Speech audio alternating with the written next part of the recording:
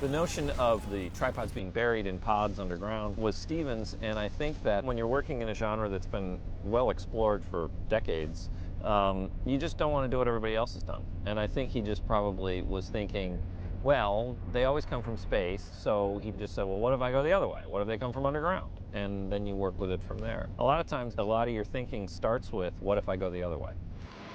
I want to show you this interesting thing.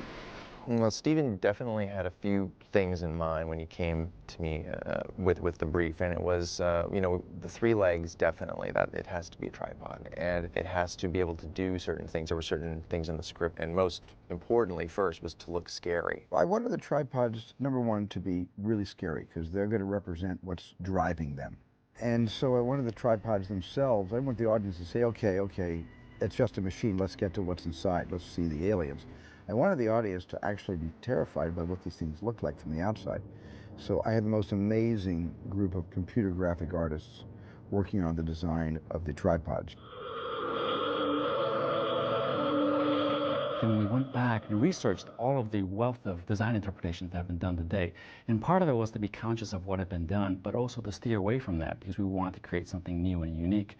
And one of the great things that Stephen wanted to do was to create something that was iconic, but yet still paid homage and tribute to the original story. And so the whole idea of 3-legged was wonderful, because then you had to start thinking about, well, why did they make it 3-legged? You know, and so we had to think about different biology, different physiology of why they would perhaps make it like that, because obviously for us, we're sort of bipeds and quadrupeds. And then once you kind of do that homework, then it's really a matter of designing something aesthetically pleasing that looks and addresses sort of what the story needs are. And so in some ways, you know, working closely with ILM, we would do some design, they would do some designs, it would dovetail together. Stephen would basically give us feedback on what works and what doesn't, and then we'd go back and we'd do our own interpretation, and it just kept going and going and being refined. The original ideas that we had discussed about was that the tripods were pretty much mechanical, and they are mechanical. They're not a living thing at all. But as we got into it, started animating them and looking at them, they become a little more lifelike in their movements. I remember seeing the designs of the tripod and going, wow, it looks like a Sherman tank atop these, you know, long, spindly, flowing legs, and picturing it in movement, these legs in a graceful flow it's almost like watching a giraffe, and you're not realizing how much ground it's actually covering because you're hypnotized by this wonderful motion. And then contrast that with, it could be lethal at the drop of a hat, you know, with the tentacles and everything. So I thought it was a wonderful character in that sense. The lights coming off of it, the size certainly was all from the book, and we just took it there as a starting point and really made it able to act and react with its environment and with the human actors, basically.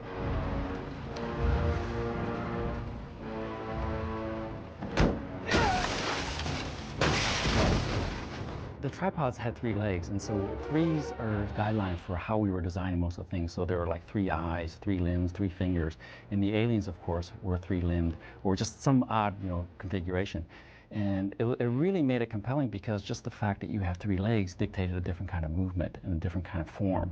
So the tripods in themselves, I think, will become very iconic in terms of what the aliens are. Just the fact that there are 3 symbolizes the difference between our culture and theirs.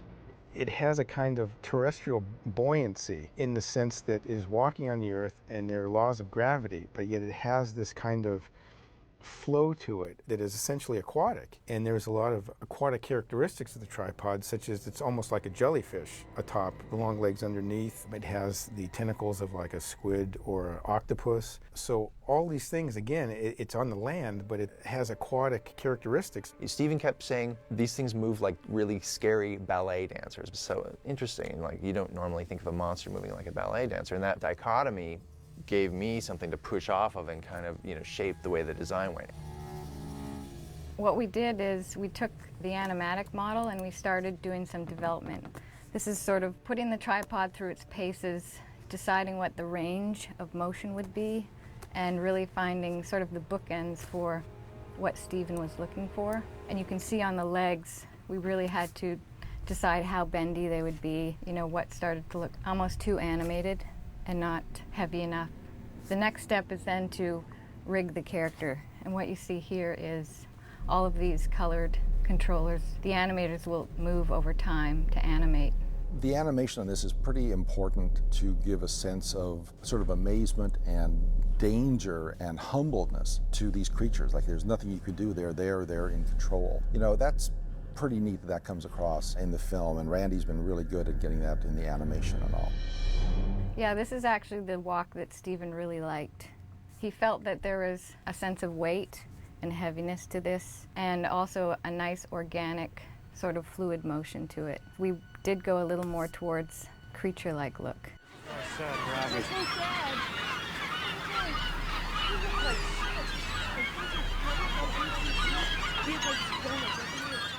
You know, the birds, that was an idea that I heard from Stephen, which I thought was wonderful, that there was, you know, that all these birds kind of were following these war machines because they symbolized death and they were creating death. And so these black birds were almost like vultures, scavengers, and so they foreshadowed the images of death. And I thought it was a wonderful way of doing all of that, but yet still getting a sense of drama, because you don't know if these birds are going to the danger or away from danger and whether you should follow or run away. And it was just great because in an image, it sort of strikes fear in you without really knowing why, but you're reacting to it. Look at the goddamn birds!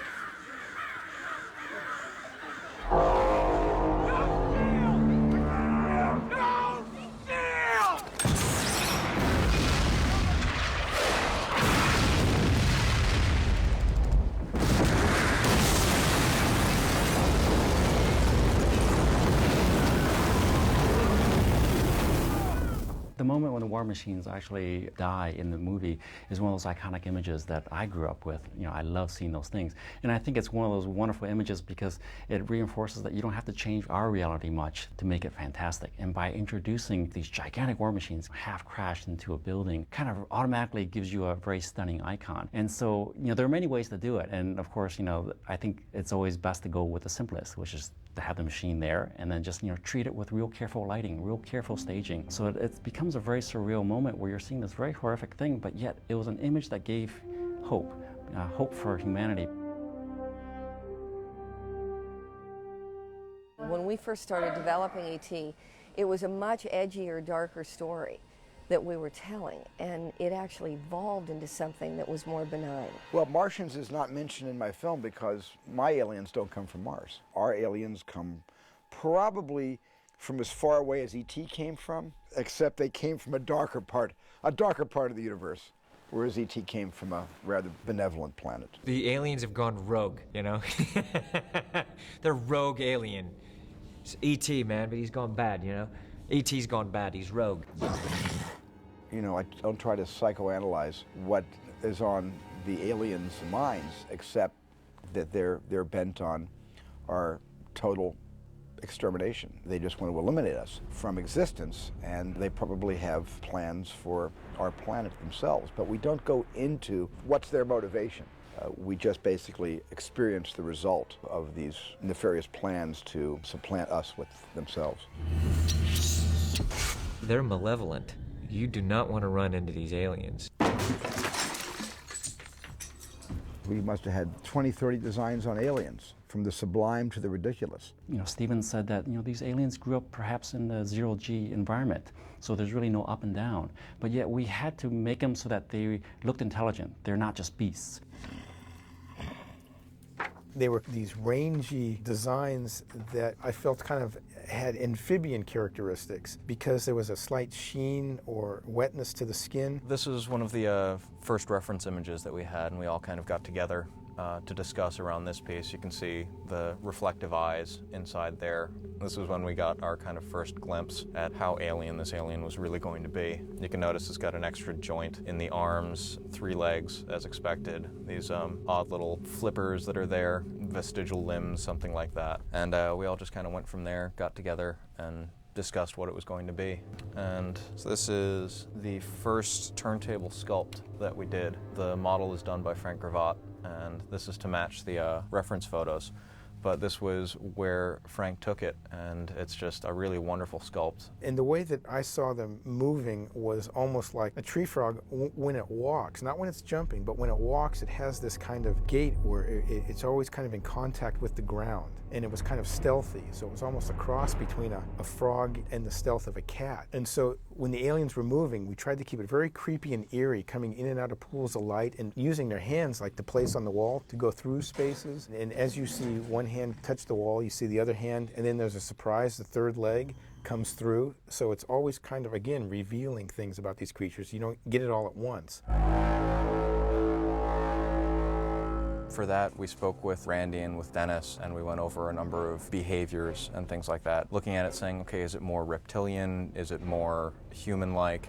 Things like that. And what we came upon was it's primarily reptilian influence, so it moves in a very lithe, kind of slow but precise fashion. And we were very sure to push that it's curious. That was the main drive behind it, is whenever it moved and behaved, it was always going to be looking and curious. And these are some early facial sculpt tests that Frank did. So this is the character looking left and right. And then here are a number of the facial expressions. So we started out just going through a large variety of it. There's a shot where it has to lick a photograph, and another shot where it's drinking from some water. So we were very sure that we needed to have a good, interesting tongue shape, recognizable, but at the same time still very alien. As you can also see, the eyes kind of bulge a little bit. So this is part of where we were giving a lot of different variety and opportunity to the animators, and to really drive the personality of it there.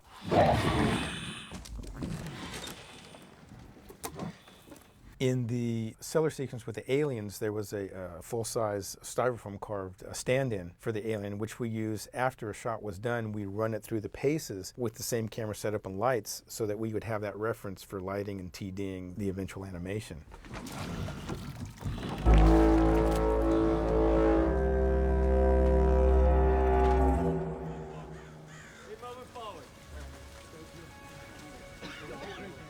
The statue, the Minuteman statue, was a real key image. You know, Stephen really wanted to show, you know, how this alien weed and this aliens have sort of encompassed everything. You know, all of our images, all of our icons, and so that was a key moment where you actually saw something very familiar enveloped in this, and it was very symbolic of what the aliens were trying to do. And so it was an important image to try to get, because, you know, even though it's kind of played in the background, you know, you understand what happened.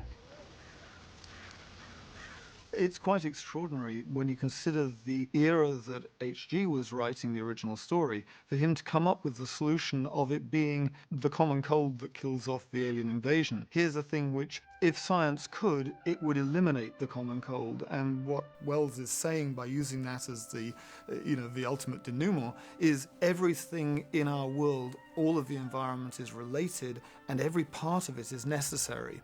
So if we had managed to kill off the common cold, well, the aliens would have killed us.